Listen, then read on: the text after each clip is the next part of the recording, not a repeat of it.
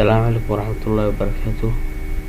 maanta waxaan isku dayi doonaa sharaxaad yar inaan ka bixino qaababka hoose ee archicad-ka bilow hadaan soo bilowno markii aad soo furtidba after installation-ka qaybta kugu soo horbaxayso inta create new project uu leeyahay kawa marka aad sameynaysid project cusub kana waa mid markii aad si isticmaalid sidoo kale aad isticmaalaysid bas bartan baa jira kana waa 22 waa first ku yahay weeyaan shaqaagu qaybtana waxa weyn asbar fad use waxa weyn waa dii aad mid hore si isticmaalaysay cabaradii wixii hore dhan buu ku sameynayaa laakiin waa xaga badan waxa laga dhigaa standard profile inta markaan sameyno waxaan sameynaynaa new markaan dhaano isaga toos noogu soo bixi wixii oo dhan yar baa iska sugnaa culus weeyaan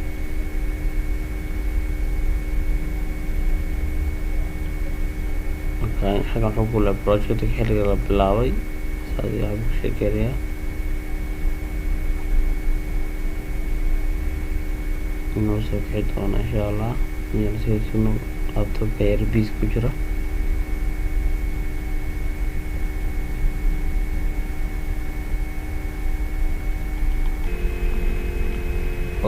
markaa sidan buu nagu soo baxayaa qaybtan dhinaca bidixda ee hoos ku taxan qayb roundan kan waa qaybta waa designiski weyn waa sidii gidaarkii kale waa wallkii waa albaabkii kana waa daaqadii kana waa columnkii weeyaan kana waa beamkii gasonka aad loo isticmaalo as structural maadaama la isticmaalay oo wuxuu yahay architecture ahaan uu yahay kana waa slab-kaaga weeyaan waa staircase waa jaranjartii weeyaan tana waxa weeyaan waa bir weeyaan biraa la isticmaalo bardida oo kale lagu isticmaalo tana waa qaybtii roofkii kore weeyaan waxaan qaybaha dhan waa wixii loo isticmaalay as design-ka qaybta design weeyaan qaybaha kana jirta iyaduna oo ah dimensionadii hadii tagaysay aad ku qoraysay hadii line yar aad isticmaalaysay elevationadii baa ku jira qaybta xaggan moorba ka tiraad qaybtana waa lightkii waxyaalahaas weeyaan iyo markii kamerada aad sawir wax ka qaadaysid qaybtana intaasoo dhan u qaabilsan tahay bas haddaan qaybtoona imaano qayba kuwa kale waa new haddaad mid cusub soo fursad leedahay kan aad ku jirtaan hayn open waa mid aad hore u samaysay aniga kii horan sameeyay xagay ka soo baxayaan maxaga safety inta oo soo kanay asoo male agana waxyaalaad hadhood ka dhigtay doontii waxyaalaha aad xaga project ku samaysid view koona waa adana insha Allah xabada la arki doona bas timka shaqada ugu horeysa ee archicad marka soo furtid loo baahan yahay qabatid waxay tahay waynaad cabirkiisa saxid cabirka isticmaalid millimeter waa isticmaalid ama centimeter waxyaalaha isticmaalid waa soo furtaa هذا قاعد يسوي هنا option ترى option ما كترادي وهنا تفتح ذا project preference كتابا هاكو حاجة work units أنكو عليه option كتابا معاكو حاجة project preference work unit كالين كت unit كا هنا محمد تبغى كليان مدسيمتر سنتيمتر مليمتر badankan waxaan isticmaalaa meter kaaba ugu fiican tirtaabo xagan dismaalkiisana waa pointiga maxaa dhinaca kale ka xigi doona weeyaan ma laba point ka xigi doona saaran 2.55 2.555 oo pointiga wixii xaga ka xigi inta la sheegaysa badanka labaad la isticmaalaa waxaad ku bedelaysaa layout unit-kan meterkii ka dhigo dismaalka inta ka dambeeyana ka dhigo daad saactay waxaa kaloo muhiim ah inaad iska hagaajisid inaad hagan qaybta view ka hagaajisid construction grid display-ga waa xariijimaha yar weeyaan salaana dhow laymanka kala taad si hor macaan ugu qabsatid oo kale qabigaas caadisa inta muhiimsan inta dadka saxdid waxaa u dhan caadi si fiican mid iminka aad waad gudageli kartaa si fiican iska isticmaali kartaa. haye maanta insha allah waxba aad si weyn baran mayno.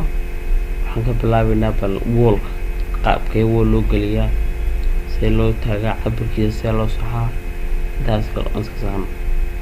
taa marka horse wool baa taaban, haddii saad eeg wool marka taabad right click waa siin.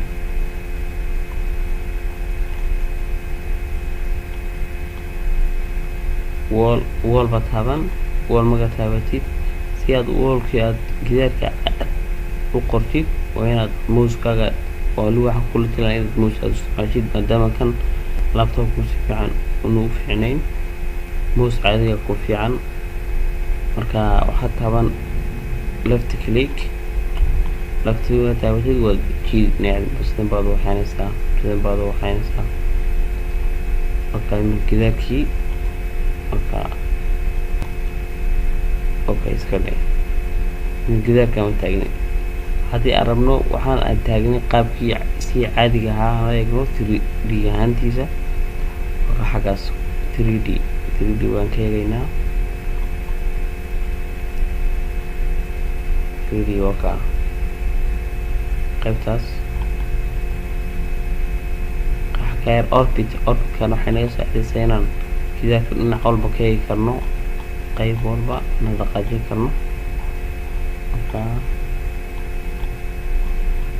waxaan sameynay gidaarkan taagno oo qaaymo marka cabirkiisa suu yahay ma garanayno, inta dhararka intuu yahay waan iska taagno si aan haddaba aan wixiisa oo dhan u saxno.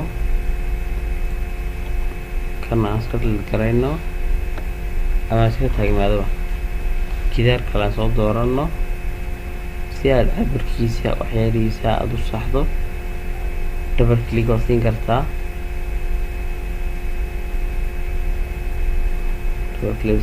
inta baan kusoo bixi. haddaad doonto waxaad isticmaali kartaa markaad click siisid oo korkaaga kaga soo baxaya.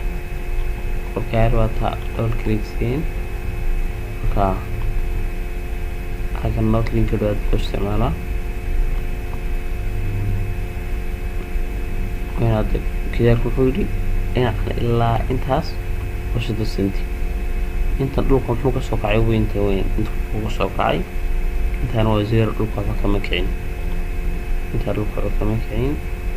haddaba gidaarka dhererkiisa maahay ballaciisa intee weeyaan badanka waxaa la isticmaalaa 20 senti. sida dhismaashada jaajuurka oo kale maadaama jaajuur loo isticmaalo, jaajuurkan badankeena isticmaalno waa 20 senti weeyaan. marka 20 senti marka dhigana haye xaggana maxaa ku jira qaybtan floor plan section modelka xaggan aad waxaa loo isticmaalaa waa kalarku noqon doono, kalarka iyo waxyaalo noqon doono. kalarkana hadhow aanu soo noqono. gidaarkii muxuu ahaa cabirkeena kii horan soo doornay 3 mitir, marka 3 mitir. xaggan haye dhererkiisu 3 mitir, sidan kalena muxuu noqday waa 3.77. waa inta waa dhererkiisa weeyaan. kor intuu kaxsan yahay waa inaga soo gaajinay imika bal haye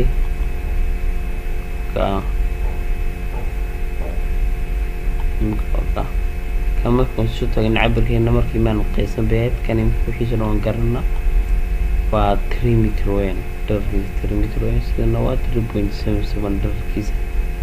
haye balin aan soo dayno inaan qol 4x4 aan sawirno. haye gidaarkaan soo doorano dhinacan imsaan ka dhignaa haye talooyinkaaga taabo 4 taabo interde marka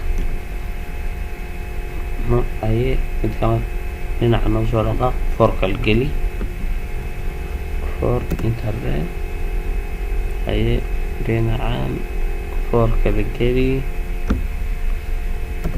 haye kor u qaad calaamada yar budka markuu soo baxo waxay ka dhigan tahay gidaarku labada dhinac hoos haystaa. marka left click ka sii dhac gidaarkeennii kaasaa buu noogu taagan yahay. gidaarkii aan soo sameynay waa kan horta dhinaca ka sameyna waa afar, dhinac walba afar afar buu ka yahay. markaa sida gidaarka loo sameeyo maxaa kale noo hadhay gidaarka. tusaale ahaan gidaarkan iminka markaan laynka taago hoostaan usida adagu isoo raacaya. maxaa jira qaabab kaloo la sameeyo oo haddii aad rabtid oo kale, laakiin hal layn kaleedina saa u jeexdid waa kaa gidaarkasa bartaas ma hal mar ku taagaysaa ma dhinacyo badan buu kula dhaqaaqayaa. dhinaca doontaada ka dooran karaa. iminka haddaan kaa ka dhigo oo markaan saa aan u jeeda aan click siiyo ima soo raacayo. laakiin iminka markaan saa yidhaahdo gidaarka haddii aan badhada marka furadan aan labada dhinac taabto waxay ka dhigan tahay dhinaca walba u dhaqaajin kartaa. marka kliga markaan siiyo weli gidaarku daba socdaa. klig sii way daba socdaa weli klig way daba socdaa. bas marka haddii aad kliggaas ka rabtid maxaa taaban right click baa taaran okay ka ku samayso. waxaa kaloo muhiimo oon gidaarka samayn karnaa qaybtan. tusaalahaan gidaar baad soo qaadatay gidaarka waad tiri gidaarka ma rabtid inaad bartaad kaga soo bilowday. tusaale ahaan waan taagnay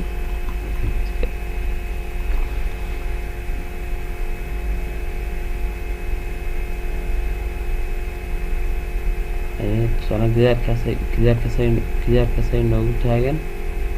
haddaan rabno inaan bartiisaan kaga qabano imika badhow. laakiin hadduu mar waxaa jira saaiduu kaa yahay inuu gidaarkaagisu yahay dhinac buu kaga qabsan yahay. haddaad rabtid inaad bartiisa aad kaga qabatid gidaarka dhinaciisa maadaama gidaarka labadiisu haysan badha taayar baad furi waxaa taaban outside marka taabatid toos ayuu dhinacii kaaga qabtay. haddaad center tiraadina gidaarka centerkiisu kaga qaban. marka qaybna dhinaca keli qaybna dhinaca kale keli. markaa waa inaad dhinaciisa kaga qabatid si fiican kugu qabsoomo. bas maadaama cashirkeena horeeya intaan iska dayn karnaa insha allah. waxaan rajeynayaa inaan cashiraantan iyo kuwa ka dambeya si fiican loola socon doontaan insha allah. khayr baa idin rajeynayaa.